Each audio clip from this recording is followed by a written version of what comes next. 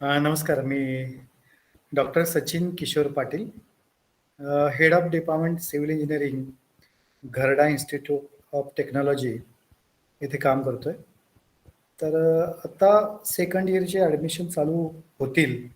त्या दरम्यान पालकांना, विद्यार्थ्यांना बरेच डॉक्युमेंट कुठल्या ॲडमिशनला लागतात याची माहिती नसते. म्हणून आम्ही हा सेशन ऑर्गनाईज केलेला आहे. आपल्याकडे अजून एक 5-10 मिनिटं वेळ आहे जोपर्यंत बाकीची मुलं जॉईन होत आहेत. तर त्या दरम्यान मी थोडीशी तुम्हाला कॉलेजबद्दल माहिती सांगतो. Gharda institute of technology 2007ला establish झालेला आहे. याचा पोस्टल ॲड्रेस म्हणाल तर रत्नागिरी जिल्ह्यामध्ये खेड तालुक्याला लोटे परशुराम इंडस्ट्री आहे, त्याच्याजवळ कॉलेज आहे. या ठिकाणी कोर्सेस आम्ही जे ऑफर करतोय ते civil engineering, chemical engineering, mechanical engineering, computer engineering आणि ENTC engineering, electronics and telecommunication engineering असे कोर्सेस आहेत. यामध्ये डिपार्टमेंट ऑफ सिव्हिल इंजिनिअरिंग 2010ला एस्टॅब्लिश झालेलं आहे आणि त्याच्या अंडर आम्ही इथं 11 फॅकल्टी आहे कॉलेजमध्ये. त्यातले 2 असोसिएट प्रोफेसर्स आहेत आणि 9 जण राहिलेले असिस्टंट प्रोफेसर आहेत. सिव्हिल डिपार्टमेंटमध्ये सध्या 3 जण PhD डॉक्टरेट आहेत. त्यातली स्वतः मी PhD IIT बॉम्बेमधून केलेली आहे. आणखी एक डॉक्टर भोसले म्हणून आहेत, ते SP college Mumbai. Doctor YR Kulkarni जे आता आपल्या इथं ग्रुपमध्ये आहेत, मीटिंगमध्ये आहेत, त्यांनी सावित्रीबाई फुले पुणे युनिव्हर्सिटीमधून PhD केलेली आहे. याच्या व्यतिरिक्त आणखी 2 फॅकल्टी PhD करत आहेत. डिपार्टमेंटमध्ये ज्या लॅबोरेटरी आहेत त्या वेल अपडेटेड, वेल फंडेड आणि सगळ्या फॅसिलिटीने युक्त आहेत. प्रत्येक क्लासरूम जे आहेत त्याच्यामध्ये projector, smart board, internet connection अशा फॅसिलिटी आम्ही सेटअप केलेल्या आहेत. दरम्यान सुट्टीच्या काळामध्ये जेव्हा आपण कोरोनाचा 2 वर्ष प्रादुर्भाव झाला आहे त्यामध्ये मुलांची प्रॅक्टिकल आणि स्टडी विजिट हे थांबून गेलं किंवा प्रॅक्टिकल एक्सपोजर कम्प्लीट थांबला. आम्ही त्याच्यावर उपचार केला, म्हणजे आम्ही ऑनलाईन इंडस्ट्री विजिट ऑर्गनाईज केल्या जेव्हा शक्य आहे त्यामध्ये. तर अशा पद्धतीच्या ॲक्टिव्हिटीज ऑनलाईन मोडमध्ये पण मुलांपर्यंत पोहोचायचा प्रयत्न केला आहे. प्रॅक्टिकल जी होत नव्हती ती माझे प्रत्यक्ष फॅकल्टी आणि लॅब असिस्टंट यांनी घेतलेले आहेत प्रॅक्टिकल, आणि रेकॉर्डिंग करून मुलांना आम्ही पोहोचवलेले आहेत. कॉलेजमध्ये आम्ही ELRC म्हणून एक प्रकरण ॲक्टिव्हिटी चालू केलेलं आहे, ज्याच्यामध्ये लेक्चर रेकॉर्डिंग, नोट्स, प्रेझेंटेशन ही सगळी कॉलेजच्या संबंधित वेबसाईटवर अपडेट करतो, ज्यामध्ये कॉलेजचा ईमेल ID असणाऱ्या मुलांना notes, lecture content, video recording कधीही घर बसल्या बघता येऊ शकतं. ऑनलाईन टीचिंगमध्ये कम्युनिकेशन मीडिया जो आता आहे फक्त मोबाईलचा स्क्रीन हाच आहे. तेव्हा मुलांना याची सवय नव्हती सुरुवातीला की टीचिंग कसं आहे, आणि त्याच्या प्रमाणामध्ये मुलांचा इंट्रापर्सनल इंटरव्हेन्शन कमी झाले, थोडक्यामध्ये संवाद कमी झाला. तो वाढवण्यासाठी आम्ही काय केलं, थोडेसे मल्टीमीडिया टूल्स वाढवली. आता आपण जे बायजूस वगैरे जाहिराती TV वर बघतो ते सर्वसाधारण त्या धर्तीवर आम्ही इथं ॲक्टिव्हिटी चालू केलेल्या आहेत. बरेचसे फॅकल्टीनी घरामध्ये व्हिडिओ रूम सेटअप केल्या, त्याच्यापासून लेक्चर कागदावर लिहून मुलांना मोबाईलवरून स्ट्रीमिंग करणे, एक्झाम्पल सोडवणे किंवा ब्लॅकबोर्डवर सोडवून कॅमेरा समोर ठेवणे, अशा पद्धतीने आम्ही त्यांना शक्यतो मदत करायचा प्रयत्न केला. या व्यतिरिक्त सिव्हिल डिपार्टमेंटमध्ये आम्ही मुलांचे जे प्रोजेक्ट्स आहेत, ॲक्टिव्हिटी आहेत, आजचा जसा प्रोग्राम होतोय असे सगळे व्हिडिओज सेशन्स आम्ही यूट्यूबच्या चॅनलवर कॉलेजच्या अपडेट करतोय. तर या ठिकाणी तुम्हाला कुठलेही जुने व्हिडिओ बघायला मिळू शकतील. या यूट्यूब चॅनलचं नाव आहे सिव्हिल लॉयर म्हणून. त्या ठिकाणी तुम्हाला बरीचशी डिपार्टमेंटबद्दल आणि कॉलेजबद्दल माहिती बघायला मिळू शकेल. याची लिंक सगळ्यात शेवटी मी तुम्हाला पोस्ट करेन ग्रुपवर पण. कॉलेजमध्ये E-लर्निंग म्हणून आम्ही सेटअप केलेलं, ज्यामध्ये ऑनलाईन एज्युकेशन प्रोव्हाइड करणाऱ्या संस्था आहेत, जसं कोर्सेरा, स्वयं NPTEL यांच्याशी टायअप, आणि त्यांचे कोर्सेस आम्ही मुलांना देतो. बरेचशी मुलांनी त्याच्यामधून सर्टिफिकेशन घेतलेली आहेत. मुलांचे जे प्रोजेक्ट होतात ते उन्नत भारत अभियान, उन्नत महाराष्ट्र अभियान या अंतर्गत आम्ही बरेचसे सोशल आस्पेक्टनी काम केलेलं आहे. ट्रेनिंग प्लेसमेंट डिपार्टमेंट आमचं स्ट्रॉंग आहे, त्याच्या थ्रू आम्ही बऱ्याच ऍक्टिव्हिटी राबवतोय. तर मला वाटतंय सिव्हिल डिपार्टमेंटमधून 2011 पासून जी मुलं पास आउट झालेली आहेत त्यातली बरेचशी रिनाऊंड पोझिशनला आता काम करतायत गव्हर्नमेंट जॉबमध्ये, प्रायव्हेट जॉबमध्ये. आणि येत्या सोमवारपासून, सोमवार, मंगळवार, बुधवार हे 3 दिवसांमध्ये दररोज 2 तास असा आम्ही एक वेबिनार ऑर्गनाईज केला आहे, ज्याच्यामध्ये सिव्हिल इंजिनिअरिंगसाठी करिअर प्रॉस्पेक्ट कसे असणार आहेत आणि काय काय पद्धतीनं आपल्याला जॉब मिळू शकतो या संदर्भात मुलांना आम्ही माहिती देण्यासाठी पुढाकार घेतलेला आहे. काय होतं, सिव्हिल इंजिनिअरिंग म्हणजे फक्त घर बांधणे हाच मुलांच्या दृष्टिकोनातून कॉमन नॉलेज आहे, लोकांना पण तेवढंच वाटतं. पण civil road construction, bridge construction, survey याच्यामध्ये बऱ्याच ब्रांचेस आहेत. डॅम असेल, मेंटेनन्स आहेत. तर प्रत्येक ठिकाणी जॉब ऑपॉर्च्युनिटी आहे.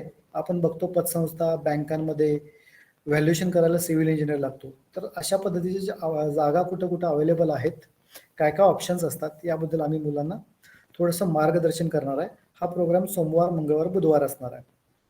तर मला वाटतं यावरून तुम्हाला सिव्हिल डिपार्टमेंटबद्दल थोडीशी माहिती आता कळली असेल. आता मी civil department Gharda institute of टेक्नॉलॉजीमध्ये काम करत असणारे प्रोफेसर तिरुपती सर यांना विनंती करतो की इंजिनिअरिंगला लागणारे डॉक्युमेंटेशन कुठले कुठले याबद्दल त्यांनी लोकांना थोडीशी माहिती द्यावी.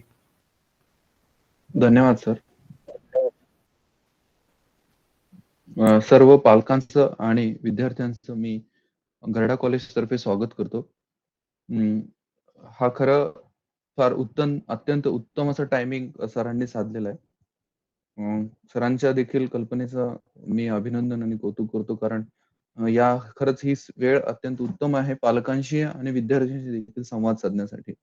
आणि ज्या पद्धतीने तुम्ही सगळे या मीटिंगला उपस्थित आहात, त्यातून असं दिसतंय की सगळ्यांना एक जिज्ञासा आहे की कुठल्या प्रकारचे डॉक्युमेंट्स किंवा कुठल्या प्रकारच्या गोष्टी आपल्याकडे आता आवश्यकरित्या असायला हव्यात.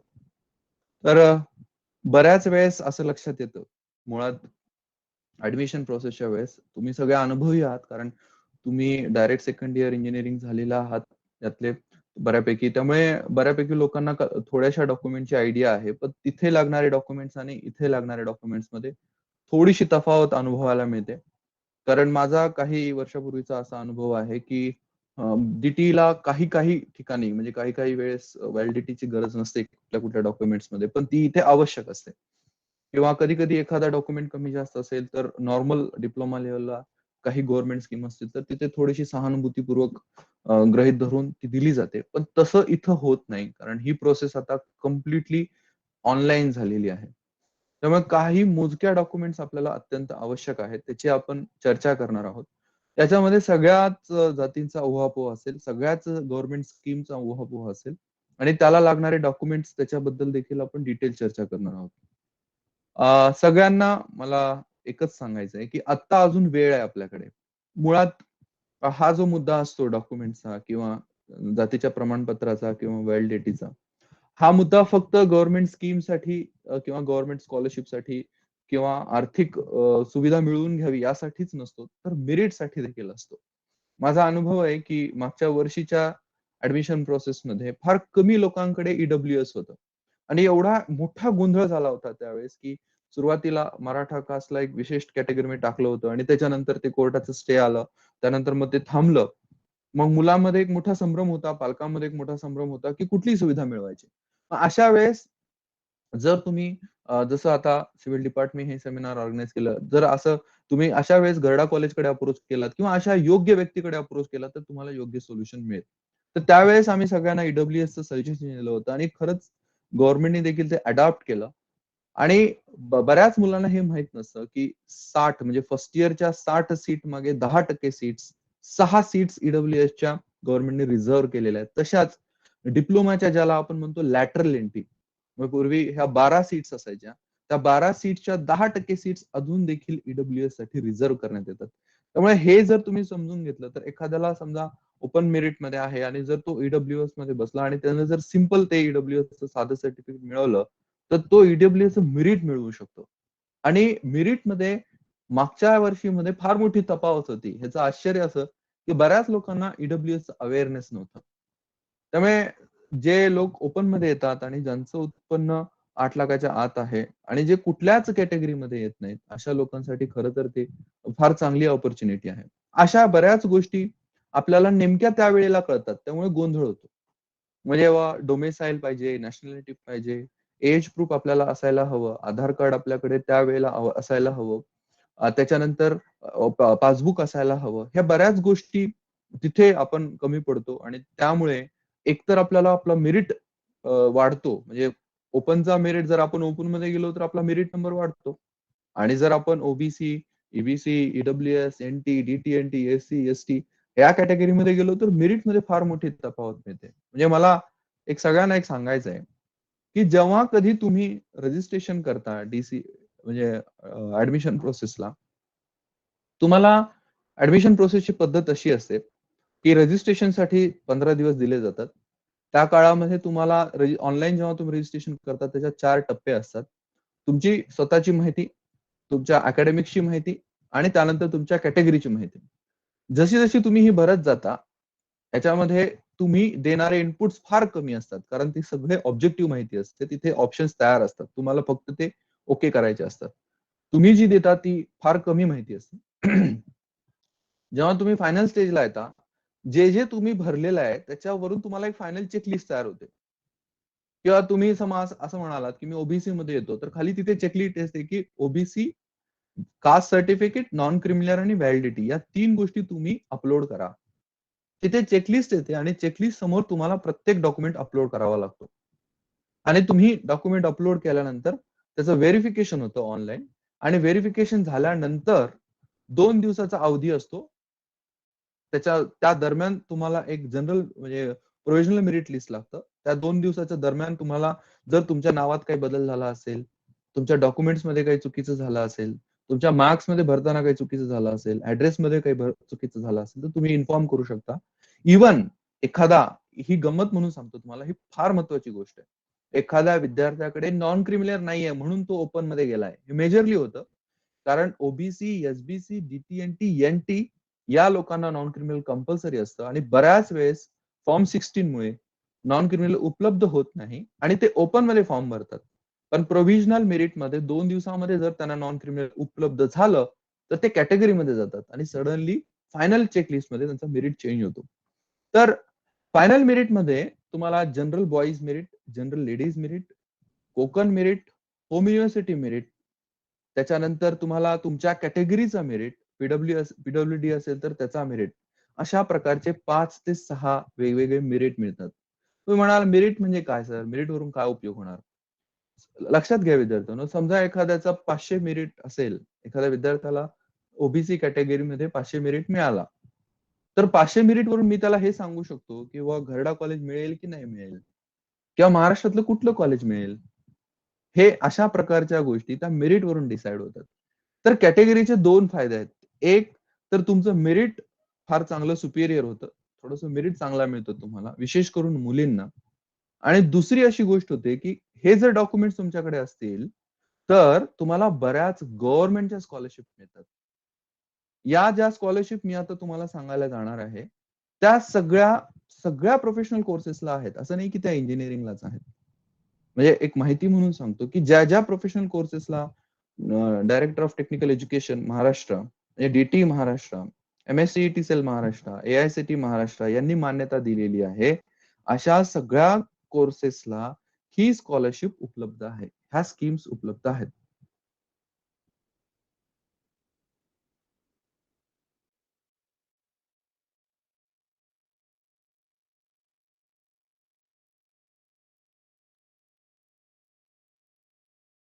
त्यामुळे त्यामुळे ह्या स्कीम्स कुठलं कॉलेज देतंय किंवा एखादी एनजीओ देते किंवा एखादं सोशल सर्व्हिस म्हणून देतात असं नाहीये. हा तुमचा अधिकार म्हणून सरकार तुम्हाला देतंय. त्यामुळे कुठलंही प्रायव्हेट ऑर्गनायझेशन बाबा असं नाही की एखादं टॉप कॉलेज म्हणून ते देतं. मी बऱ्याच वेळेस असं अनुभवलंय की मुलांच्या मनात शंका असते की हे कॉलेज देते आणि हे कॉलेज देत नाही. असं काही नाहीये. तुम्ही अप्लाय केल्यानंतर प्रत्येक कॉलेज तुम्हाला ही स्कीम देण्यासाठी बांधील आहे. त्यामुळे आपण ती स्कीम समजून घेऊया. पहिल्यांदा सुरुवातीला मी काही डॉक्युमेंट्स तुमच्या समोर प्रेझेंट करतोय, जे अत्यंत आवश्यक आहेत डॉक्युमेंट्स, जे आपल्याकडे असायलाच हवेत. त्याच्या संदर्भात पहिल्यांदा आपण चर्चा करूया. त्यामुळे कृपया जर एखाद्याला हवं असेल तर त्यांनी नोंद करावी. हा चालेल सर, सर? विद्यार्थ्यांना एक विनंती आहे की तुम्ही जर आता स्क्रीनवर बघत असाल तर सर प्रेझेंट करताय त्यावर एखादी नोटबुक ठेवला जवळ तर तुम्हाला लिहून घ्यायला सोपं पडेल. सर करा प्रेझेंट. ओके. सर स्क्रीन दिसतंय का? हा सर स्क्रीन दिसते.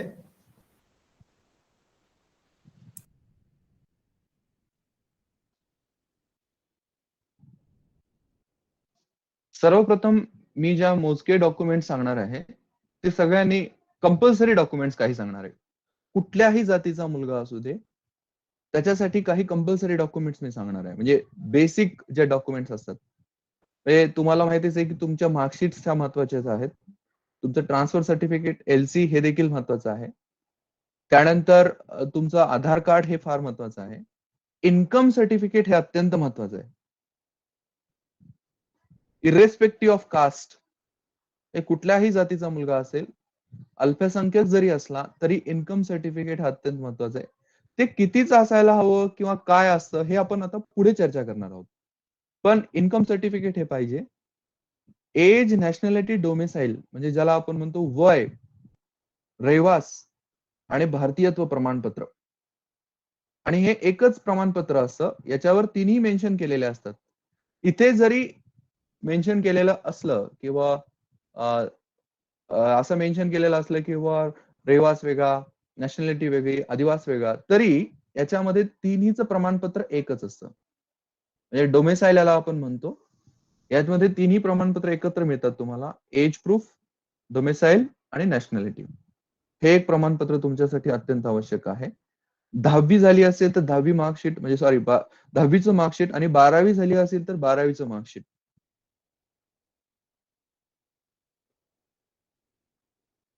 ओके.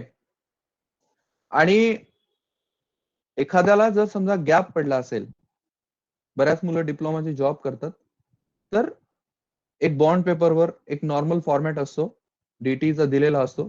तुम्ही जेव्हा तो प्रसंग येईल तसा एखाद्याचा, तर आम्ही त्यांना सांगू कशा प्रकारे ते लिहून द्यायचंय. तर हे महत्वाचे क्रुशियल डॉक्युमेंट आहेत. हे तुम्हाला तयार करून ठेवायचे आहेत. आता बाकी जे पुढचे डॉक्युमेंट्स आहेत, इथे पहिल्यांदा ईबीसी म्हणजे समजून घेऊया की ईबीसी काय असतं. Economically backward class.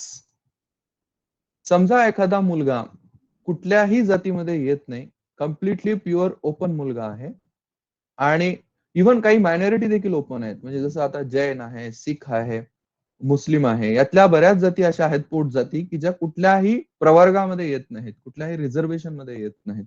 अशा सगळ्या जातीमध्ये ज्या पालकांचं उत्पन्न 8 लाखाच्या आत आहे त्याला आपण म्हणतो ईबीसी, इकॉनॉमिकली बॅकवर्ड क्लास. आता तुम्ही म्हणाल ईबीसीचा फायदा काय? तर ईबीसीचा स्पेसिफिक फायदा असा आहे की सरळ सरळ 50% फीस सवलत मिळते त्या विद्यार्थ्यांना. म्हणजे एखाद्या कॉलेजची फीस जर 1 लाख रुपये असेल तर त्या कॉलेजची फीस त्या विद्यार्थ्यांसाठी 50,000 रुपये होते. म्हणजे कसं आहे हे की समजा फी स्ट्रक्चर म्हणून कसं असतं की कुठल्याही कॉलेजच्या फी स्ट्रक्चरमध्ये ट्युशन फी असते. ज्याला आपण म्हणतो शिकवणी फीस. तर ट्युशन फी जी असते ती त्या फीसच्या कुठल्याही फीसच्या 90% ही ट्युशन फीस असते. अंदाजे असं पकडा की गरडा कॉलेजची फीस 1 लाख रुपये आहे.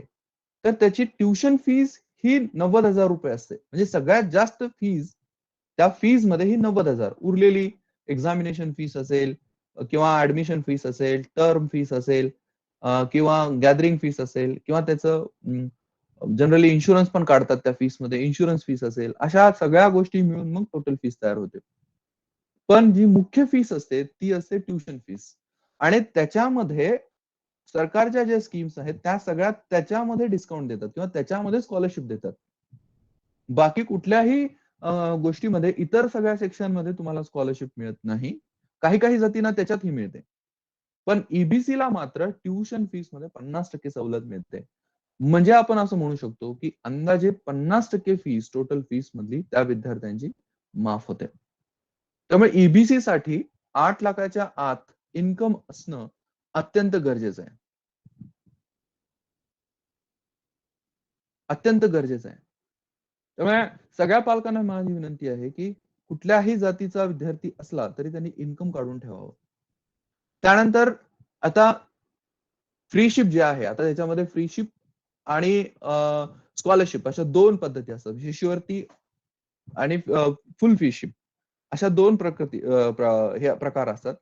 तर ह्या काय असतात? जी मुलं, परत एकदा मी सांगतोय, जी मुलं एससी, एसटी, ओबीसी, एनटी, डीटीएनटी या प्रवर्गातली आहेत, ज्या पालकांचं उत्पन्न प्रत्येक प्रवर्गासाठी वेगवेगळी उत्पन्न मर्यादा आहे. जर समजा ओबीसी गेलात, एसबीसी गेलात किंवा डीटीएनटी गेलात तर त्यांना 1 लाखाची उत्पन्न मर्यादा आहे. कशासाठी सांगतोय? हॉस्टेलसाठी सांगतोय मी तुम्हाला हे सगळं. आणि ज्या पालकांचं उत्पन्न एससी एसटी साठी ज्या पालकांचं उत्पन्न 2.5 लाखाच्या खाली आहे, त्यांच्यासाठी हॉस्टेलचे वेगळे स्कीम्स आहेत. ट्युशन फीस मध्ये तर त्यांना 90% फीस माफ होते. एससी, एसटी, एसबीसी, डीटीएनटी या विद्यार्थ्यांना 90% फी सवलत मिळते. ओबीसी आणि ईबीसी या विद्यार्थ्यांना 50% फी सवलत मिळते. म्हणजे उदाहरणार्थ द्यायचं झालं तर समजा घरडा कॉलेजची फीस 1 लाख असेल तर ओबीसी आणि ईबीसीच्या विद्यार्थ्यांना अंदाजे 50 ते 55,000 फीस लागेल. आणि समजा एनटी, डीटीएनटी, एसटी, एसबीसी, एससी या कॅटेगरीतले विद्यार्थी असतील तर त्यांना अंदाजे 18,000 रुपये फीस लागेल. यात काही शंका असेल तर कृपया मला विचारा. ही स्कीम गव्हर्नमेंट म्हणजे गव्हर्नमेंट ऑफ महाराष्ट्राच्या ह्या सगळ्या स्कॉलरशिप्स आहेत. वैयक्तिक या कुठल्याही स्कॉलरशिप्स कुठल्याही संस्थेकडून नसून ह्या गव्हर्नमेंट देतं. यात काही शंका असेल तर कुणी विचारावी. आता मी जे सांगतोय त्याच्यामध्ये 2 प्रकार असतात. आता या जातीमध्ये जे विद्यार्थी येतात, जे प्रवर्गामध्ये विद्यार्थी येतात, त्याच्यामध्ये 2 प्रकारचे स्कॉलरशिप आहेत. एक इथे तुम्ही मेन्शन केलं असेल तर दिसेल तुम्हाला की एक शिष्यवृत्ती आहे आणि एक फ्रीशिप आहे. शिष्यवृत्ती म्हणजे पूर्णपणे तुमची फीस माफ होते. म्हणजे फीस मध्ये तुम्हाला सवलत मिळते. तुमच्या फीस मध्ये तुम्हाला सवलत मिळते. आणि फ्रीशिप म्हणजे फी मध्ये सवलत मिळतेच, पण हॉस्टेलच्या फी मध्ये देखील सवलत मिळते आणि अतिरिक्त खर्च देखील मिळतो. अतिरिक्त खर्च देखील मिळतो. तर त्याची आपण आता पुढे चर्चा करणार आहोत. तर वसतिगृहाचा निर्वाहन भत्ता मिळतो. म्हणजे ज्या पालकांचं उत्पन्न स्पेशली एससी एसटी साठी ज्यांचं 2.5 लाखाच्या आत उत्पन्न आहे, त्यांच्यासाठी 12,000 रुपये निर्वाह भत्ता मिळतो. जर तुम्ही जीआयटीच्या हॉस्टेलला राहिलात आणि 2.5 लाखाच्या आत उत्पन्न असेल तर त्या पाल्यांना, त्या मुलांना 12,000 रुपये हॉस्टेल निर्वाह भत्ता मिळतो. Plus special allowance, stationery allowance किंवा बाकीच्या साहित्यांसाठीचा जो खर्च असतो तो 7,000 रुपये मिळतो. लक्षात येते का? यात काही शंका असेल तर अवश्य विचारा. ही प्रत्येक कॅटेगरीसाठी ही वेगवेगळी स्कीम वेगवेगळी होत जाते. आता डीटीएनटी, एनटीची जी मुलं असतात त्यांच्यासाठी ज्या पालकांचं उत्पन्न 1 लाखाच्या आत आहे, त्यांना देखील 7,000 रुपये एक्स्ट्रा मिळतात. ओबीसीच्या मुलांसाठी देखील ज्या पालकांचं उत्पन्न 1 लाखाच्या आत आहे, त्यांना देखील 4,250 रुपये मिळतात. त्याला आपण म्हणतो फ्रीशिप. स्कॉलरशिप आणि फ्रीशिप मध्ये हा फरक असतो. स्कॉलरशिप मध्ये आपण फक्त ट्युशन फी संदर्भात म्हणजे कॉलेजच्या फी संदर्भात चर्चा करतो, जिथे आपल्याला जी स्कीम मिळतेच. त्याच्यामध्ये उत्पन्नाची अट फक्त 8 लाख आहे. सगळ्या जातीसाठी फक्त एससी एसटी ला, एनटी ला, एससी एसटी ला जी आहे तिला कुठल्याही प्रकारचं उत्पन्नाची अट नाहीये. डीटीएनटी, एसबीसी, ओबीसी ला 8 लाखाच्या आतचं उत्पन्न पाहिजे. ओपनला देखील ईबीसी ची स्कीम मिळवायची असेल तर 8 लाखाचं आत उत्पन्न पाहिजे. तर ही फ्रीशिप आणि स्कॉलरशिप या 2 गोष्टी आहेत. फ्रीशिप मध्ये तुम्हाला कॉलेजच्या फीस मध्ये देखील सवलत मिळते, ऍज वेल ऍज हॉस्टेलच्या फीस मध्ये देखील सवलत मिळते. ठीक आहे. त्यासाठी इन्कम पाहिजे. त्यासाठी इन्कम फार महत्वाची अट असते. त्याला आपण म्हणजे त्याच्यासाठी वसतिगृह निर्वाह भत्ता मिळतो. आणि दुसरं अल्पसंख्याक. जी मुलं अल्पसंख्याक आहेत त्याचा आता मी एक्सप्लेन करणार आहे, तिथे मी दाखवणारच आहे तुम्हाला. मी दाखवतोच तुम्हाला, म्हणजे ते लक्षात येईल की मी काय सांगतोय. तर पहिली तुम्हाला इथं बघायला मिळेल की इतर मागासवर्गीय ज्यांना आपण म्हणतो ओबीसी, त्यांच्यासाठी पहिल्यांदा सगळ्यात महत्वाचं आहे कास्ट सर्टिफिकेट पाहिजे, नॉन क्रिमिलियर पाहिजे म्हणजे 3 वर्षाच्या उत्पन्नाचं ऍव्हरेज, इन्कम सर्टिफिकेट कंपल्सरीली पाहिजे त्या वर्षाचं. या 3 गोष्टी पाहिजे. हे 8 लाखाच्या आत पाहिजे फी सवलतीसाठी, रिझर्वेशनसाठी. पण जर हॉस्टेलची सवलत मिळवायची असेल, हॉस्टेलचा जर लाभ घ्यायचा असेल, जर 1 लाखाच्या आत पालकांचं उत्पन्न असेल, तर त्या मुलांना टोटल वर्षभरासाठी 4,250 रुपये निर्वाह भत्ता मिळतो. आता दुसऱ्या जातीसाठी जाऊया. एसबीसी, विशेष मागासवर्गीय प्रवर्ग, यांच्यासाठी देखील ही स्कीम आहे. फक्त एसबीसी आणि खाली दिलेलं आहे डीटीएनटी आणि एनटी या प्रवर्गासाठी मात्र हॉस्टेलच्या फीसमध्ये सवलत जास्त आहे. तिथे 4,200 आहे आणि ते 7,000 आहे. पण त्यासाठी उत्पन्नाची अट आहे. बाकी फीची सवलत तर 100% मिळणार. म्हणजे फीच्या सवलतीमध्ये काहीही प्रॉब्लेम नाहीये. फीची सवलत जी 90% माफ होणार आहे किंवा 90% गव्हर्नमेंट कडून मिळणार आहे ती मिळणारच आहे. म्हणजे ती 18,000 रुपयेच होणार आहे. इथे काही शंका असेल तर कृपया विचारा, कारण थोडस या गोष्टी लक्षात येत नाहीत लवकर. पालकांनी विद्यार्थ्यांना जर काही शंका असेल तर अवश्य विचारावेत. एसबीसी, एनटी, डीटीएनटी आणि एनटीच्या सगळे प्रवर्ग यासाठी 1 लाखाच्या आत उत्पन्न आहे जर हॉस्टेलची फी सवलत घ्यायची असेल तर, आणि ट्युशन फीची सवलत घ्यायची असेल तर 8 लाखाच्या आत उत्पन्नाची मर्यादा आहे, ज्याला आपण म्हणतो स्कॉलरशिप आणि फ्रीशिप. आता वळूया पुढच्या स्कीम्स कडे. एससी एसटी यांच्यासाठी 2.5 लाखाची मर्यादा आहे जर हॉस्टेलची सवलत पाहिजे असेल तर. पण नॉर्मल स्कॉलरशिपसाठी, ट्युशन फीसाठी, ट्युशन फीच्या स्कीमसाठी उत्पन्नाची कुठलीही मर्यादा नाहीये. त्यामुळे एससी आणि एसटी ला नॉन क्रिमिलियर लागत नाही.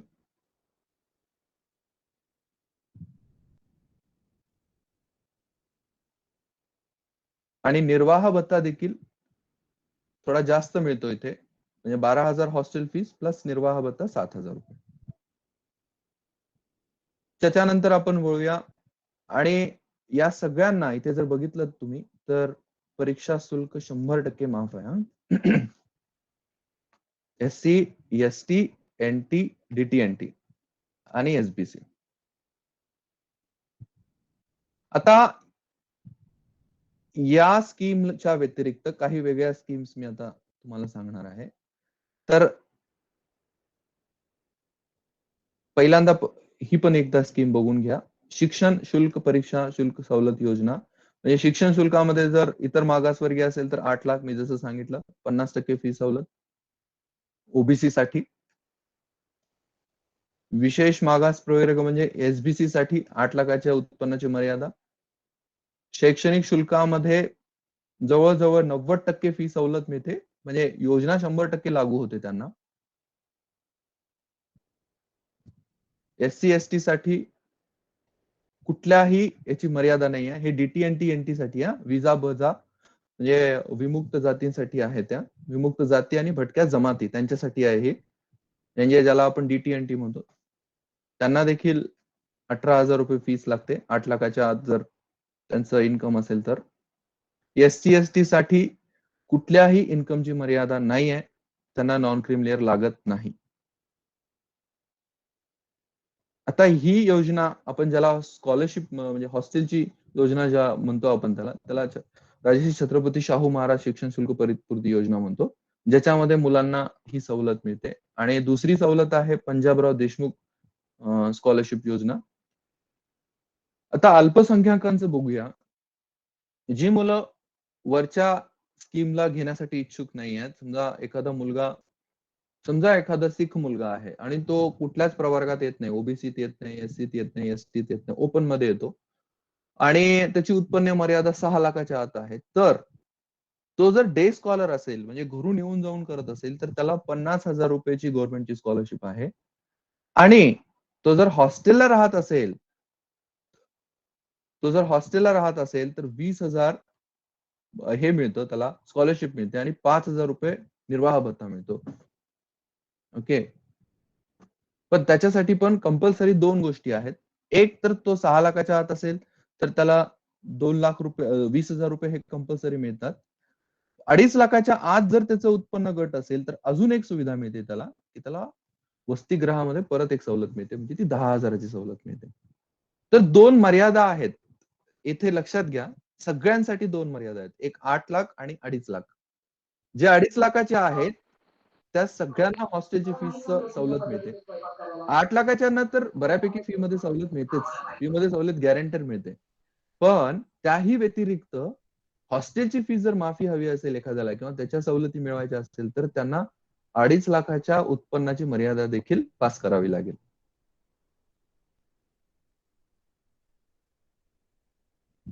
त्यानंतर काही 2 स्कीम्स ज्या आहेत, त्या रिसेंटली गव्हर्नमेंटनी जाहीर केलेल्या, त्याच्याबद्दल मी बोलणार आहे. एक स्वयं योजना, जी विशेष म्हणजे ज्यांना आपण म्हणतो एनटी, त्यांच्यासाठी, धनगर या समाजासाठी 2.5 लाखाच्या आत जर उत्पन्न मर्यादा असेल,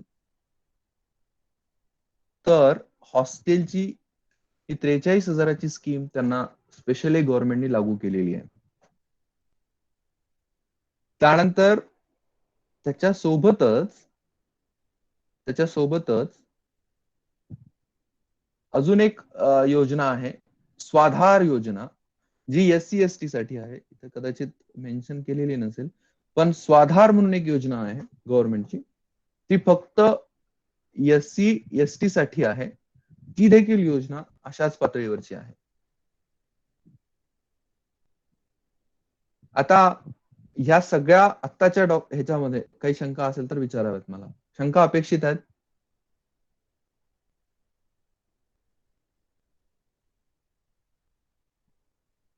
मी पुढच्या साईडला जाण्या अगोदर याच्यात काही शंका असतील तर कृपया विचाराव्यात. बिलकुल हेजिटेट होऊ नका. हॅलो. हा बोला. सर नमस्कार. मी आता लेट जॉईन झालोय आत्ताच. हा नमस्कार सर, बोला. ओबीसी साठी काय फी असेल किंवा कसं काय ते जरा सांगा ना. ओबीसी साठी सगळ्यात महत्वाचं आहे caste certificate, non creamy layer, validity, हे रिझर्वेशन साठी. ओके. हा. त्याला उत्पन्न मर्यादा आहे 8 लाखाची. हा. त्याच्यानंतर जेव्हा आपण स्कॉलरशिप मिळवायची असेल, तेव्हा आपल्याला वार्षिक उत्पन्नाचं इन्कम सर्टिफिकेट पण लागतं, हा कंपल्सरी. ओके. इन्कम सर्टिफिकेट सगळ्या कॅटेगरीला लागतं, अपार्ट फ्रॉम ह्या ज्या सगळ्या डॉक्युमेंट्स आहेत.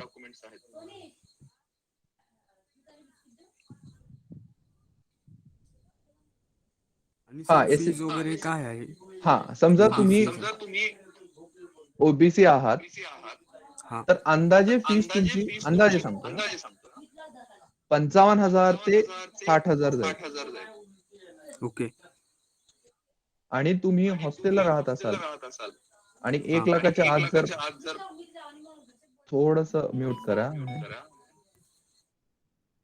तुम्ही हॉस्टेलला राहत असाल आणि 1 लाखाच्या आत जर तुमची पालकांचं उत्पन्न असेल, तर अजून वेगळी स्कॉलरशिप, म्हणजे हॉस्टेलची फीसची पण स्कॉलरशिप मिळते. म्हणजे अंदाजे 4,250 रुपये मिळतात.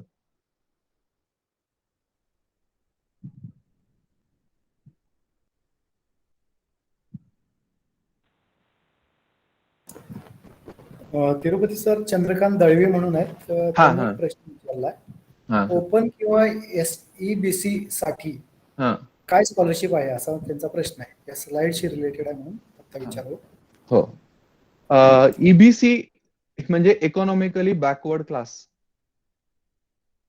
जे कुठल्याही कॅटेगरीमध्ये येत नाहीत, कुठल्याच कॅटेगरीमध्ये, ओबीसी, एससी, एसटी, एनटी, कुठल्याच कॅटेगरीमध्ये येत नाहीत. समजा येतात पण त्याच्याकडे डॉक्युमेंट्स नाही आहेत. लक्षात आलं? म्हणजे समजा एखादा समजा असं समजूया आपण की एखादा या जातीचा मुलगा आहे आणि तो एनटी मध्ये येतो पण त्याच्याकडे डॉक्युमेंटच नाहीये. त्यावेळेस त्या क्षणाला सर त्याच्याकडे डॉक्युमेंटच नाहीये. पण त्याचं उत्पन्न 8 लाखाच्या आत आहे. फक्त उत्पन्नाचा दाखला आहे त्याच्याकडे. तर अशी सगळी मुलं economically backward class including open, जो कुठल्याच जातीत येत नाही असाही मुलगा, इकॉनॉमिकली बॅकवर्ड क्लास आपण त्याला म्हणतो, आणि या सगळ्या मुलांचा पालकांचं उत्पन्न 8 लाखाच्या आत आहे, अशा मुलांना फी मध्ये 50% सवलत मिळते. प्लस हॉस्टेल फीस मध्ये देखील भत्ता मिळतो. म्हणजे एक सर्वसाधारणपणे मला सगळ्यांना एकच सांगायचं आहे की ईबीसी आणि ओबीसी याच्यामध्ये फार मोठा फरक नाही आहे. फक्त फरक कुठे पडतो तर मेरिट मध्ये पडतो, रिझर्वेशनच्या मेरिट मध्ये पडतो. स्कॉलरशिप मध्ये सगळे ऑलमोस्ट समान आहेत, दोघेही समान आहेत. त्यामुळे एखाद्याने घाबरून जाऊ नये की मला ओबीसीची सर्टिफिकेट आहे पण व्हॅलिडिटीच मिळाली नाही. पण तुमचे मार्क चांगले असतील तर go ahead with open. Mark चांगले आहेत, आयन टाकला मला सर्टिफिकेटच मिळालं नाही, तर ठीक आहे, ईबीसी मध्ये ओबीसी ओपन मध्ये ऍडमिशन घ्या आणि ईबीसी ची 50% फी सवलत मिळू शकते. हॅलो. Hello sir. हा बोला सर. हा नमस्ते. नमस्कार सर. हा, जर माझ्याशी शंका होती, कास्ट सर्टिफिकेट आहे, व्हॅलिडिटी झालेली आहे, बर, दोन्ही झालेली आहे, तरी मुलांना त्यांच्या, आता तुम्ही सांगितलं ना 90% त्याच्यातनं फी माफ होईल, हो, पण तो जर विद्यार्थी हॉस्टेलमध्ये राहत नसेल, तो त्याच्या घरी अपडाऊन जर करत असेल, तर पुढे कसं काय?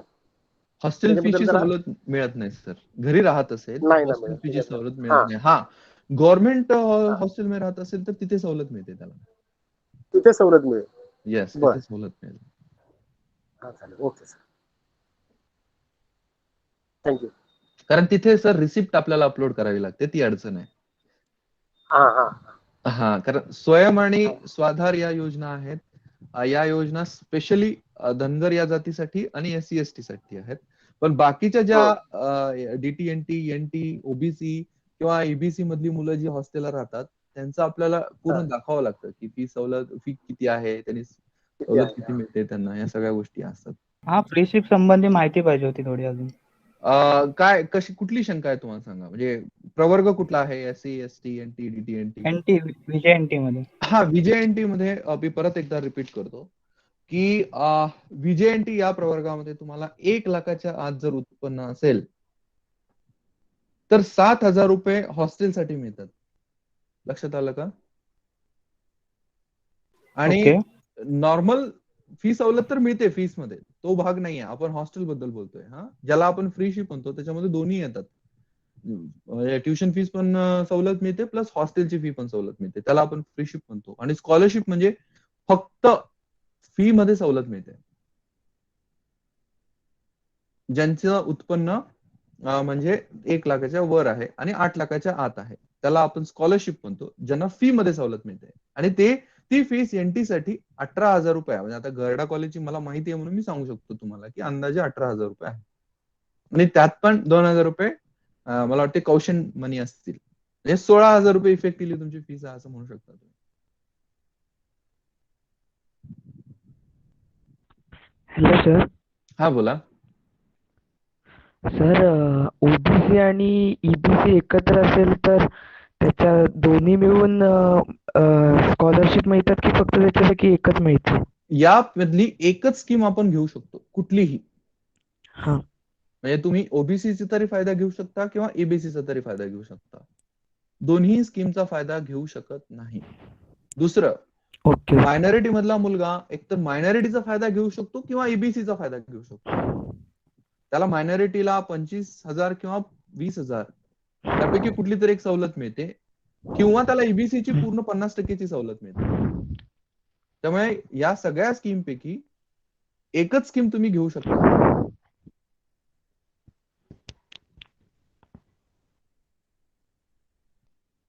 आणि अजून एक सांगायचं आहे, म्हणजे कोणी आहे की नाही माहित नाही मला, पण मराठा एससीबीसी हे जे सर्टिफिकेट होतं ते आता आहे बऱ्याच लोकांकडे, पण ते ईडब्ल्यूएस मध्ये मान्यता दिलेली असल्यामुळे महाराष्ट्र सरकार या पूर्ण प्रवर्गाला ईडब्ल्यूएस मध्ये कॅटेगरीमध्ये टाकल्यामुळे तुम्ही ईडब्ल्यूएस चं सर्टिफिकेट काढावं.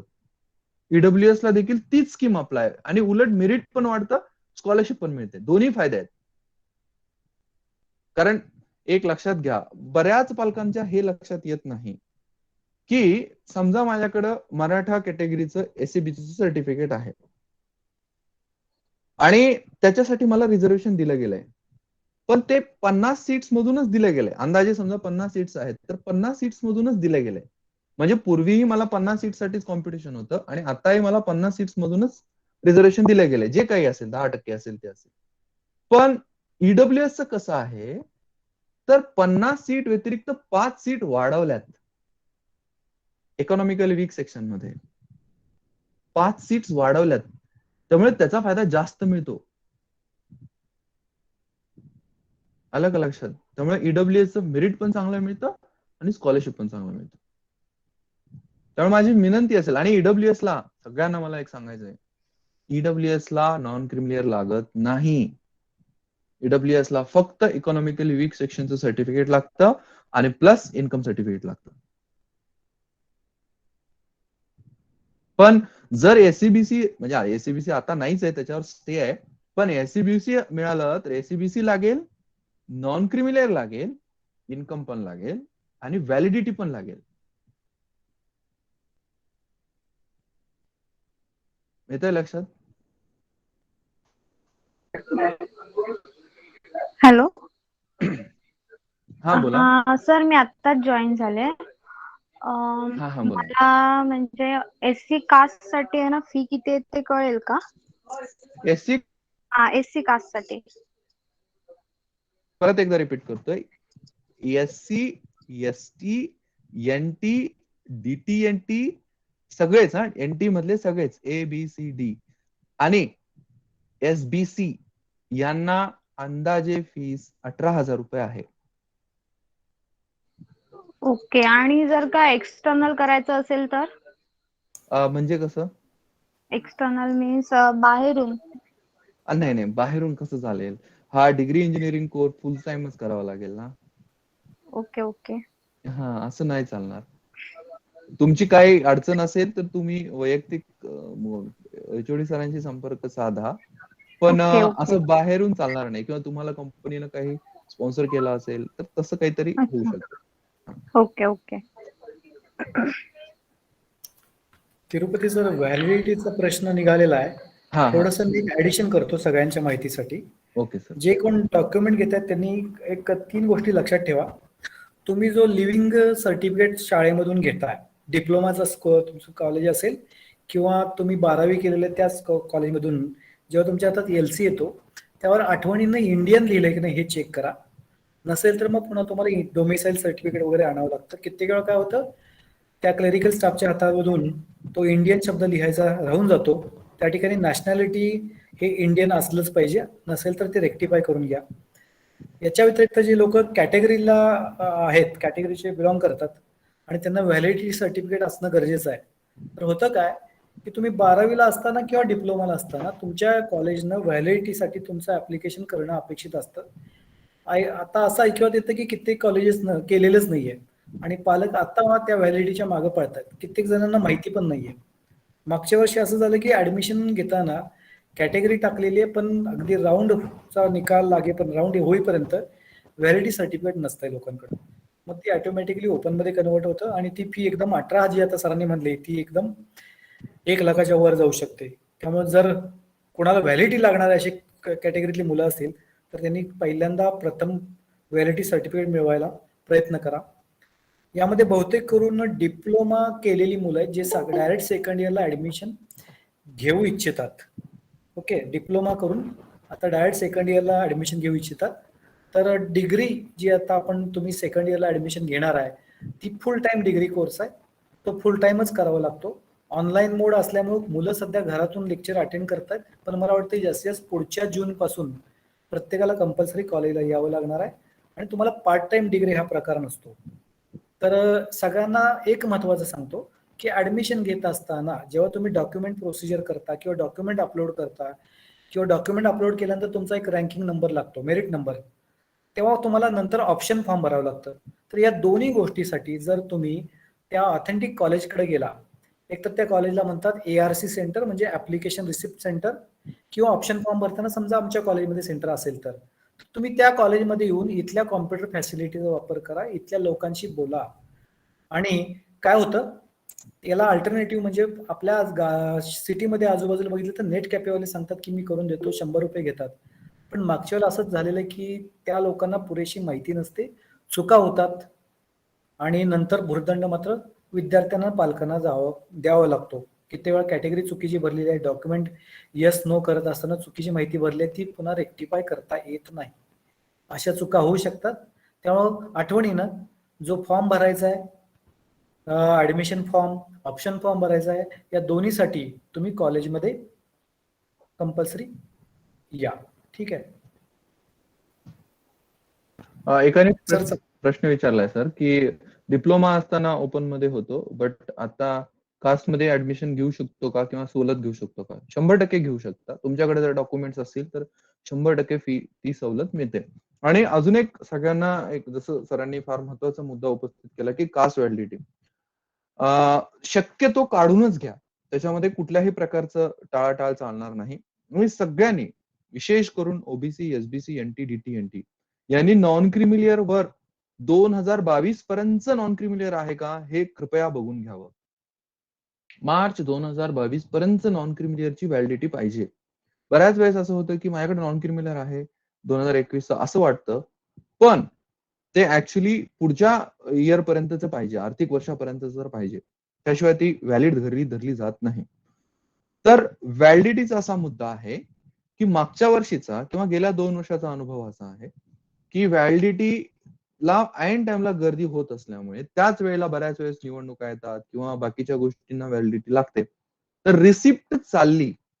मागच्या वेळेस रिसिप्ट देखील अप्लाय केल्यानंतर ती जात त्या मुलाची कन्सिडर झाली, पण शेवटचं मेरिट नंबर लागण्या अगोदर त्याला ती व्हॅलिडिटी सबमिट करावी लागते.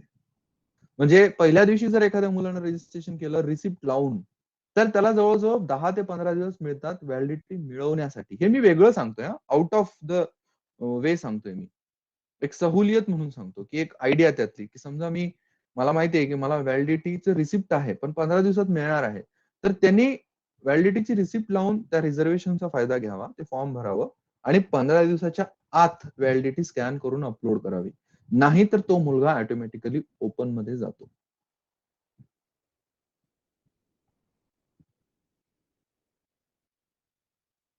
हा, एक मिनिट, मी वाचतो शंका कुठली आहे.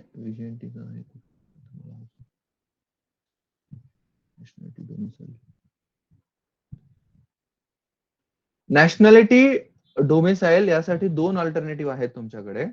एक अल्टरनेटिव्ह असा आहे की सरांनी जसं सांगितलं की तुमच्या एलसी वर, टीसी वर जर भारतीय नमूद केला असेल तर तुम्हाला नॅशनॅलिटीची गरज नसते. दुसरं, रहिवासी प्रमाणपत्रासाठी, ज्याला आपण डोमेसाईल म्हणतो, त्यासाठी जर तुमच्याकडे जन्म प्रमाणपत्र असेल, जन्माचा दाखला असेल, जन्म नोंदणी प्रमाणपत्र असेल महाराष्ट्रातलं, तर डोमेसाईल हा ऑप्शन आहे. म्हणजे तुम्हाला जन्म नोंदणी प्रमाणपत्र देखील चालतं. आता कॉलेजची फुल फीस 90,000 ते 1,00,000च्या आसपास जाते, प्युअर ओपन साठी.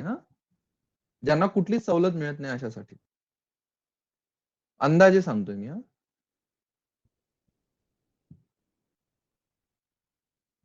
प्रत्येक वर्षी फी सवलत चेंज होते आणि ती उशिरा येते. त्यामुळे आता तुम्हाला परफेक्ट आकडा मी सांगू शकणार नाही, पण मागच्या वर्षीचं फी स्ट्रक्चर वेबसाईटवर उपलब्ध आहे.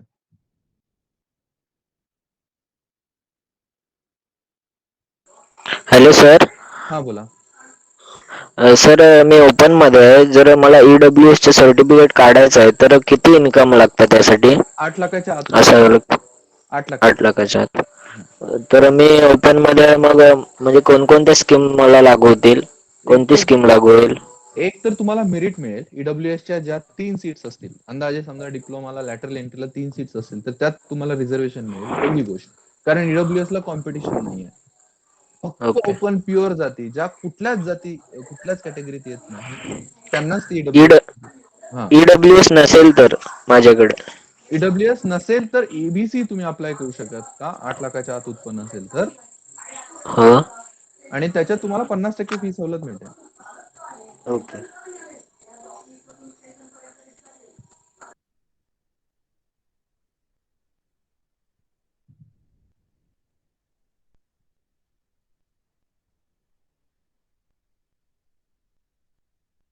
ओबीसी फी सवलतीसाठी तेच आहे की OBC category certificate non creamy layer March 2022 पर्यंत, OBC validity, caste validity, income certificate.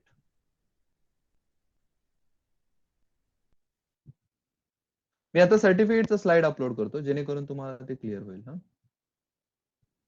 Open caste साठी हॉस्टेलमध्ये फी सवलत आहे, पण ती नेमकी तुम्हाला आता मी जस्टिफाय करून सांगू शकणार नाही, कारण त्याला तुम्हाला एक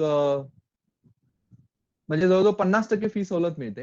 हे अशा प्रकारची मी तुम्हाला एक्सप्लेन करावे लागेल मला ते. तुम्ही फोन केलात कोणी तर मी तुम्हाला व्यवस्थित एक्सप्लेन करेन.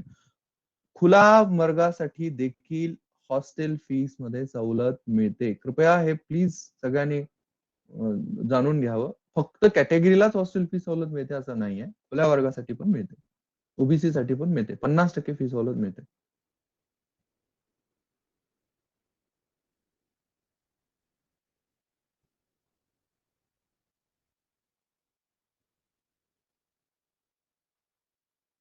एससी साठी अंदाजे 18,000 रुपये फीस आहे. हे घ्या, हे डॉक्युमेंटची मी स्लाइड अपलोड केली आहे, दिसते का सगळ्यांना? कॅटेगरी वाईज डॉक्युमेंटची शीट आहे ही.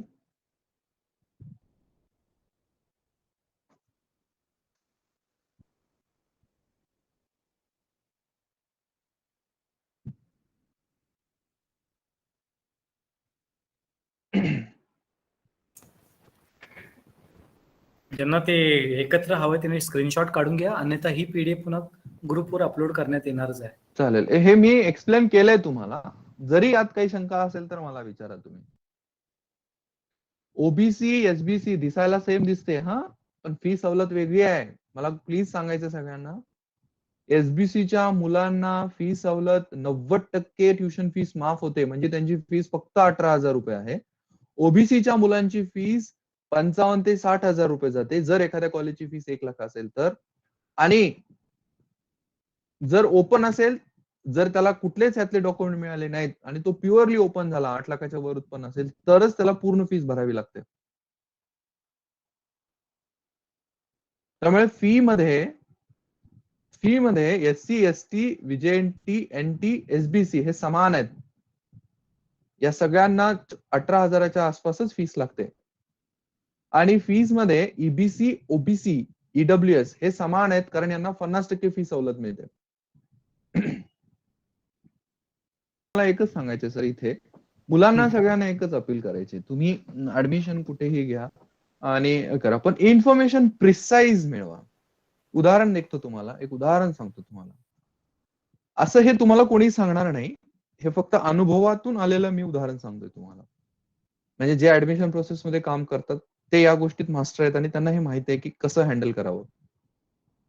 समजा एखाद्या विद्यार्थ्याकडे नॉन क्रिमिलियर नाही आहे, एनटीचा मुलगा आहे, नॉन क्रिमिलियर नाही आहे, त्याची फीस ओपन मध्ये गेला तर 1 लाख रुपये बसते आणि जर तो कॅटेगरीत गेला तर 18,000 बसते. म्हणजे पालकांना ह्याचं सिरियसनेस आहे की 1 लाख आणि 18,000 म्हणजे खरं तर फार मोठी अमाऊंट आहे ही. तर समजा एखाद्याकडे नॉन क्रिमिलियर नाहीये, त्यांनी ओपन मध्ये रजिस्ट्रेशन केलं, तर मी आउट ऑफ वेगळा सांगतोय की कशा गोष्टी असतात. तुमचं प्रोव्हिजनल मेरिट लागतं आणि प्रोव्हिजनल मेरिट मध्ये तुम्हाला जर नॉन क्रिमिलियर मिळालं तर परत तुम्ही अपलोड करू शकता नॉन क्रिमिलियर आणि परत तुम्ही एनटी मध्ये जाता. पण या प्रोसेसला तुम्हाला 15 दिवस मिळतात आणि 15 दिवसात मला वाटतं कुणालाही नॉन क्रिमिलियर मिळेल. मेजरली जे डॉक्युमेंट्स असतात ते 10 ते 15 दिवसामध्ये मिळू शकतात. पण तुम्हाला सगळ्यात प्रथम काय आहे तर तुम्हाला रजिस्ट्रेशन कन्फर्मेशन करावंच लागेल. समजा डॉक्युमेंट मिळाला नाही तर तुम्हाला ओपन मध्ये तरी करा, पण करा. कारण रजिस्ट्रेशन केल्यावरच तुम्हाला प्रोव्हिजनल मेरिट लिस्ट मध्ये जे 3 दिवस असतात, 2 ते 3 दिवस असतात, त्यामध्ये तुम्हाला तुमचे नेमके डॉक्युमेंट मिळालेले अपलोड करू शकता. पण जर रजिस्ट्रेशनच टाइमात झालं नसेल तर तुम्ही ते डॉक्युमेंट्स अपलोड करून पुढचा फायदा घेऊ शकत नाही. तर अशा काही स्पेसिफिक गोष्टी असतात ज्या अनुभवातून आलेल्या असतात आणि ज्या वेगळ्या असतात. अशी इन्फॉर्मेशन तुम्हाला हवी असेल तर नक्की आम्ही तुमच्यासाठी कायम उपलब्ध आहोत. आणि या इन्फॉर्मेशन साठी तुम्हाला जसं पाटील सरांनी हे सेमिनार ऑर्गनाईज केला आहे तशा पद्धतीनं जे कोणी टीचर्स असतील, डिपार्टमेंटल टीचर्स असतील, मी असेल किंवा आमच्या अजून कोणाला स्टाफ असेल तर त्यांच्या टच मध्ये राहा आणि ते तुम्हाला परफेक्ट माहिती देतील. ह्याचा फायदा हा आहे, ह्याचा खरा फायदा हा आहे की तुम्हाला गव्हर्नमेंटची प्रॉपर स्कीम मिळते, प्रॉपर कळतं. आणि घरडा कॉलेज हे एक अशी संस्था आहे जी इंडस्ट्रीची आहे आणि महाराष्ट्रात 362 कॉलेजेसमध्ये फार कमी संस्था आहेत ज्या इंडस्ट्रियल आहेत आणि ज्या जेन्युन स्कॉलरशिप गव्हर्नमेंटच्या ऍज इट इज उपलब्ध करून देतात. जशाच तशा मुलांना उपलब्ध करून देतात. म्हणजे मागच्या वर्षी तर कोरोनामुळे घरडा सरांनी रामनाथन एंडॉन्मेंट स्कॉलरशिप दिली होती, जी रामनाथन म्हणजे जे आमचे लेट सायंटिस्ट आहेत त्यांची स्कॉलरशिप दिली होती. ती EXTCच्या प्रत्येक मुलासाठी 5,000 रुपये फीस होती आणि प्रत्येक ब्रँचच्या टॉप मेरिटियस स्टुडंटसाठी फर्स्ट इयरला परत त्याच्यामध्ये परत स्कॉलरशिप होती. म्हणजे त्याची फीस फक्त 18,000 रुपये होती. म्हणजे जर 60,000 रुपये मध्ये तुमचं कम्प्लीट इंजिनिअरिंग होत असेल तर काय प्रॉब्लेम आहे, काय अडचण आहे? तुम्ही पुढच्या फीस मध्ये तुम्ही एमटेक करू शकता, MS करू शकता, चांगली डिग्री घेऊ शकता. त्यामुळे अशा प्रकारच्या स्कीम्स ज्या आहेत या कंटिन्युअसली घरडा फाउंडेशन कडून, घरडा सरांकडून आम्हाला मिळत असतात. त्या देखील स्कीमचा तुम्ही फायदा घ्या. अपार्ट फ्रॉम स्कॉलरशिप, या स्कॉलरशिप तर गव्हर्नमेंट देतच, पण या स्कीम्स पण आहेत आणि याबरोबरच तुम्हाला इतर कुठल्याही डॉक्युमेंटची माहिती आहे ती देखील परफेक्ट मिळते. म्हणून तुम्ही कमीत कमी या गोष्टींसाठी तरी तुम्ही डिपार्टमेंटच्या किंवा कॉलेजच्या टीचर्सच्या संपर्कात असायला हवं. एवढंच मला सगळ्यांना सांगायचंय. आणि अजून तुम्हाला कुठली शंका असेल तर तुम्ही उपस्थित करू शकता. मला व्हॉट्सअपवर चॅट करा, कॉल करा किंवा तुम्ही कॉलेजला या, डिपार्टमेंट बघा, व्हिजिट करा. त्यावेळी देखील मी उपलब्ध असेल. Thank you very much. खरं तुम्ही फार चांगला प्रश्न उपस्थित केलात सर. ही फ्लोट, स्लाइड आणि फ्रीज ही प्रोसेस जी आहे ती कॉम्प्लिकेटेड असते. मला तेच सांगायचंय. तुम्ही जे ऑप्शन्स देता, म्हणजे ऑप्शन्स द्यायला काय 200 ऑप्शन्स देऊ शकतो आपण, पण आपल्या मेरिट नुसार प्रॅक्टिकली एक्सेप्ट करून आपण ऑप्शन देणं आणि पहिले काही ऑप्शन्स फ्रीज होतात. म्हणजे पहिला ऑप्शन तर फ्रीजच होतो. तुम्हाला समजा एखादं नको असलेलं कॉलेज लागलं तर तुम्हाला ते कॉलेज घ्यावंच लागतं. जर तुम्ही ते घेतलं नाही तर तुम्ही राऊंडच्या बाहेर होता. तुम्ही इंजिनिअरिंग ऍडमिशन प्रोसेस मध्येच पार्टिसिपेट करू शकत नाही. त्यामुळे अशी काही गडबड मुलं करत असतात. त्यामुळे कुठलंही असेल, तुम्हाला साधा फॉर्म जरी भरायचा असेल तर आम्हाला संपर्क करा, कॉलेजला या. ऍडमिशन प्रोसेस अशी असते की सीईटीचा रिझल्ट लागल्यानंतर लॅटरल एंट्रीचे सीट्स डिक्लेअर होतात फर्स्ट इयरचे आणि त्याच्यानंतर ऍडमिशन प्रोसेस सुरू होते. त्यामुळे ऍडमिशन प्रोसेस अंदाजे मी सांगून ठेवतोय की या मंथ एंडला तरी तुम्हाला डिक्लेरेशन मिळेलच. अंदाजे सांगतोय, लास्ट वीक पर्यंत, ऑक्टोबरच्या लास्ट वीक पर्यंत ही प्रोसेस समजेल आपल्याला आणि ती नोव्हेंबर सेकंड वीक पर्यंत कम्प्लीट होईल. कारण आता प्रोसेस फार फास्ट घेतात. 10 ते 12 दिवसामध्ये प्रोसेस रजिस्ट्रेशन संपवतात आणि पुढच्या 2-2 दिवसाच्या गॅपमध्ये राऊंड संपवून टाकतात. क्रुशियल पिरियड आहे ऍडमिशन फॉर्म भरणे, त्याच्यानंतर तुमचं प्रोव्हिजनल मेरिट लागल्यानंतर पुढची प्रोसेस काय करायची, कसं आपण ऑप्शन टाकायचं, ह्या 2 प्रोसेस फार क्रुशियल असतात. अशा वेळेस तुमची फसवणूक होऊ नये किंवा तुम्हाला योग्य माहिती मिळावी, योग्य मार्गदर्शन मिळावं असं तुम्हाला हवं वाटत असेल तर नक्की तुम्ही कॉलेजला या. आणि कॉलेजला सगळ्या प्रकारच्या सुविधा आहेत, सगळ्या प्रकारच्या स्वच्छतेच्या गोष्टी काळजी घेतल्या जातात.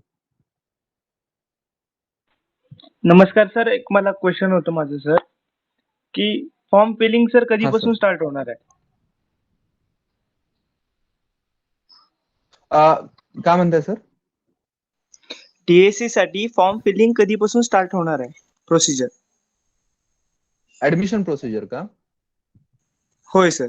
ऍडमिशन प्रोसिजर, हा ऑफिशियल रजिस्ट्रेशन प्रोसेस मी तेच सांगतोय की सीईटीचा रिझल्ट झाला की ती पॅरलली, आता मागच्या वर्षीचा अनुभव असा आहे की ती पॅरलली फर्स्ट इयर सोबतच राबवली गेली होती. फर्स्ट इयर आणि सेकंड इयर. फक्त 1-2 दिवसाचा गॅप ठेवला होता. त्यामुळे ती ऑक्टोबरच्या लास्ट वीक मध्ये 100% सुरू होऊ शकते. कारण आता ते जसं डिक्लेरेशन देतात तशा पद्धतीने असं दिसतंय की ते ऑक्टोबरच्या म्हणजे या महिन्याच्या एंडला ती सुरू होणार, रजिस्ट्रेशन प्रोसेस सुरू होणार. आणि दुसरं, जर तुम्हाला असं वाटत असेल किंवा मला घरडालाच घ्यायचंय, तर तुम्ही इथे येऊन नाव रजिस्ट्रेशन करून तुमची माहिती देऊन जाऊ शकता आणि तुम्ही क्लासला बसू शकता. हो ना सर? क्लास हा, इंडिव्हिज्युअल ऍडमिशन प्रोसेस मध्ये जरी तुम्हाला तुमच्या मित्राला असं वाटलं किंवा आता बरेच प्रश्न सर असे येतात की मेकॅनिकलचा एक माझा मित्र आहे आणि त्याला कम्प्युटर घ्यायचा आहे, तर अशा काही शंका असतील तर नक्की विचारा. हा, म्हणजे तसंही होऊ शकतं. किंवा एखादा दुसऱ्या ब्रँचचा विद्यार्थी आणि त्याला सिव्हिल घ्यायचंय तर तो घेऊ शकतो. आणि मागच्या वर्षी ENTCच्या मुलीनं सिव्हिलला ऍडमिशन घेतलंय. बरोबर. कुठलाही डिप्लोमाचा मुलगा कुठल्याही डिग्रीच्या ब्रांचला ऍडमिशन घेऊ शकतो. आधी तसा नव्हता, आता नियम बदललेला आहे. नियम बदललेले आहेत. अशा बऱ्याच नियम बदललेले आहेत. यासाठी तुम्ही नक्कीच सगळ्यांच्या आमच्या टचमध्ये राहा. जो तुम्हाला योग्य व्यक्ती वाटेल त्याला तुम्ही ही शंका विचारू शकता. मला देखील विचारू शकता, सरांना विचारू शकता. Okay sir. Tirupati sir, thank you very much for giving such information. मला वाटतं सगळ्यांना त्यांच्या प्रश्नांची उत्तरे मिळालेली आहेत.